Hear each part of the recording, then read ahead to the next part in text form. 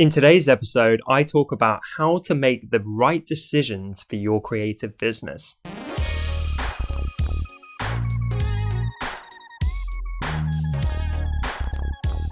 Welcome to episode 126 of the Honest Entrepreneur Show, where I help creatives like you to master your marketing.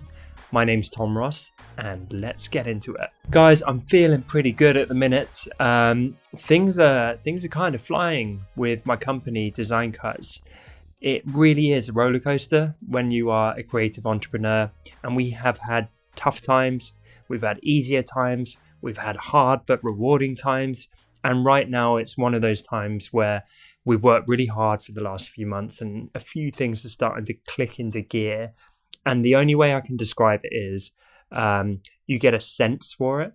It's not even always reflected in numbers or anything like that. It's like you just get a feeling of momentum. And whenever you get that, my advice would be capitalize on it. It's like when you're drawing or doing artwork and you hit that flow state, you can hit a flow state with your business.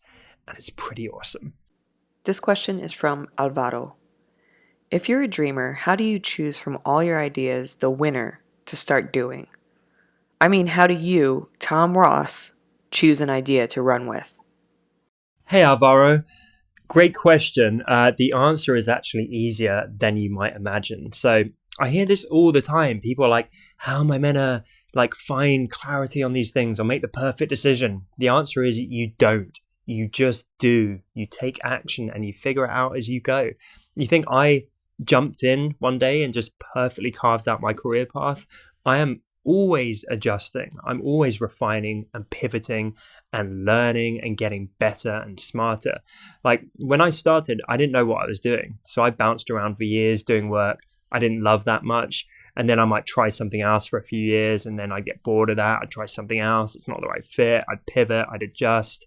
I've talked regularly about how when I started doing this show, I offered advice for entrepreneurs in general. But then I pivoted and I niched down to make it marketing and entrepreneurship advice for creatives specifically. And I'm sure in the future, I'm going to make 100 more adjustments with this show and everything I'm doing with my brand. So it's not like I am Nostradamus and I see the perfect path where it's like, I must follow these 20 steps to ultimate success. I just learn by doing. And so stop having such a fixed mindset would be my advice to you and everyone else. And that's something I kind of had to just learn by jumping in at the deep end.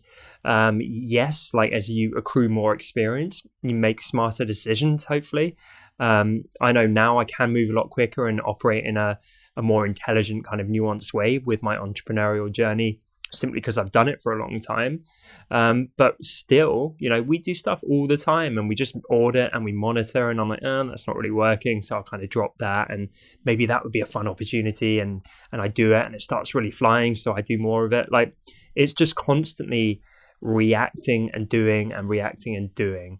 There is no shining holy grail decision that is going to open all the doors.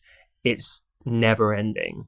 And if that sounds overwhelming, it shouldn't be. It's actually refreshing because think of it like when you were at school and you had to sit an exam, people freaked out, right? Because it's like you get one chance, you get one at bat, you sit down, and if you ace the exam, great. And if you fail it, your future could be screwed.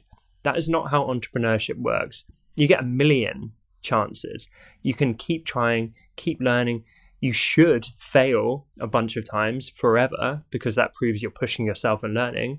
And so it shouldn't actually be that intimidating. You should actually just learn to enjoy the journey and realize whatever happens, no matter how shitty, you're going to come out the other side wiser, better informed, and ultimately a better creative entrepreneur. So whenever people look to me for a shining light of clarity and perfect decisions, please don't, because I'm no different from you guys. It's just I quite possibly, work harder or I apply myself more or I'm less scared because I've just had so many years of seeing the benefits of jumping in with both feet and just getting on with the job and figuring it out as I go. So that is the whole key. Question of the day. Are you a doer or a dreamer? Do you bounce around in your head or do you get stuff done? Let me know in the comments. Thank you so much for watching this episode. I appreciate you guys so much. I'm really enjoying the YouTube show.